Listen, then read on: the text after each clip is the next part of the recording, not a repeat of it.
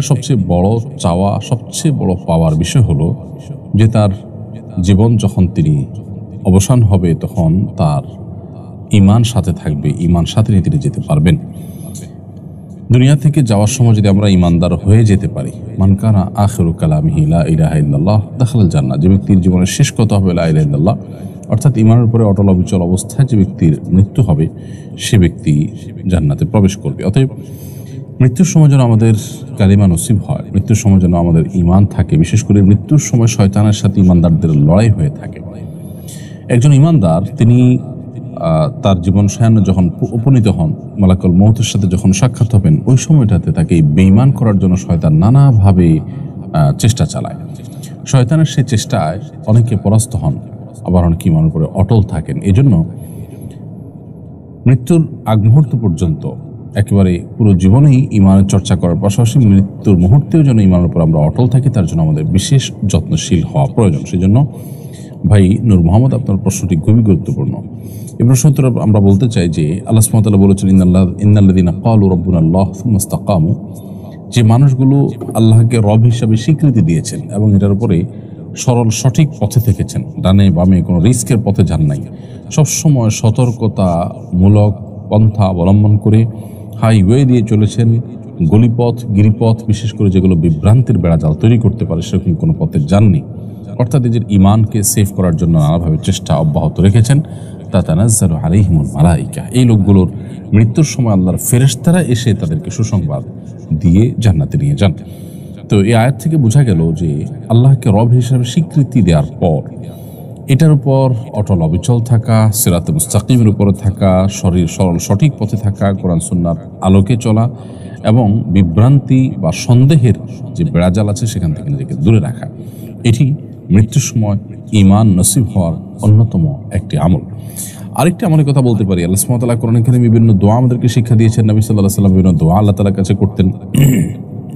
এর মধ্যে থেকে একটি দোয়া হলো কোরআনে কারীমের দোয়া, যে আল্লাহ সুবহানাহু ওয়া তাআলা ইরশাদ করেছেন, রব্বানা লা তুযিগ কুলুবানা বা'দা ইয হাদাইতানা ওয়া হাব লানা মিন লাদুনকা রাহমা, আল্লাহ একবার হেদায়েত দেওয়ার পর আপনি আমাদের অন্তরকে আর বক্র করে দিবেন না, বাঁকা করে দিবেন না, এবং আপনার পক্ষ থেকে আপনি আমাদেরকে রহমত এবং অনুগ্রহ দান করুন।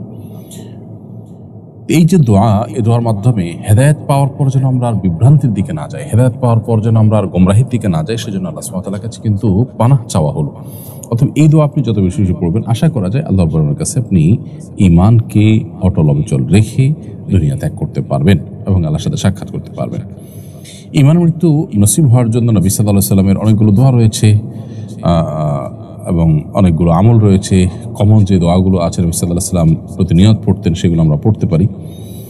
আর বিশেষ করে মিসওয়াকের আমলটির ফজিলত বর্ণনা করতে গিয়ে অনেক উলামা ইকরাম, অনেক বিশেষজ্ঞগণ বলেছেন যে ঈমানের মৃত্যু এর মাধ্যমে নসিব হয়।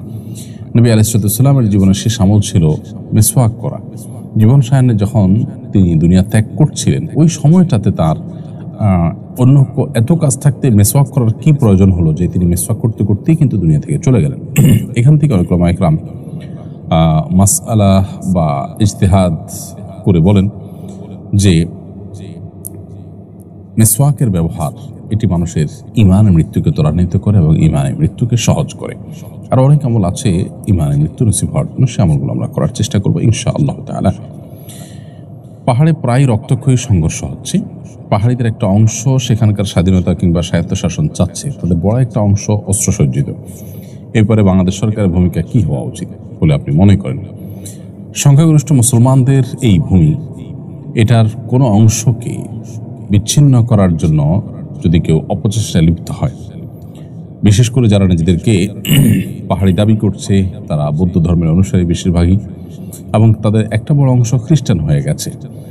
তো মুসলমানদের অধ্যুষিত এই ভূমি, যেখানে অন্যান্য ধর্মাবলম্বীরাও থাকেন এবং মুসলমানরা শান্তিপূর্ণভাবে সহাবস্থান করছেন অন্যদের সাথে, তো এই ভূমিটাকে যারা দুটুকরো করে সেখানে বৌদ্ধ বা খ্রিস্টান রাষ্ট্র গড়ার স্বপ্ন দেখছে, বা বাহিরের কোনো দেশের, অমুসলিম কোনো দেশের স্বার্থকে যারা রক্ষা করার জন্য কাজ করছে, তাদের বিরুদ্ধে কঠোর ব্যবস্থা গ্রহণ করবার কোনো বিকল্প নেই। আমাদের যে দেশপ্রেমিক সেনাবাহিনী রয়েছে, আমার মনে হয় যে তাদের আন্তরিক প্রচেষ্টাই এর জন্য যথেষ্ট, ইতিমধ্যে তারা সেটি করছে না। এর পাশাপাশি জনগণকে যদি তারা প্রয়োজন মনে করেন জনগণকে তারা এই কাজে ইনভলভ করবেন, অথবা সরকার যদি মনে করেন, অথবা যদি সুযোগ তৈরি হয়, তাহলে আমাদেরও আল্লাহকে সন্তুষ্ট করবার জন্য এই নিজের প্রিয় মাতৃভূমি, এই ভূখণ্ডকে রক্ষা করার জন্য আমাদেরকে যার যার জায়গা থেকে ভূমিকা রাখতে হবে এবং কাজ করতে হবে। অতএব ব্যাপারে একেবারেই কঠোর হস্ত হওয়া উচিত বলে আমি মনে করি। আমার ক্ষুদ্র ধারণা যে এখানে যদি কোনো প্রকার শিথিলতা করা হয়, কোনো প্রকার যদি দুর্বলতা প্রদর্শন করা হয়, তাহলে সেক্ষেত্রে তারা আরও চেপে বসবে, দীর্ঘদিন পর্যন্ত তারা সেখানে অশান্তি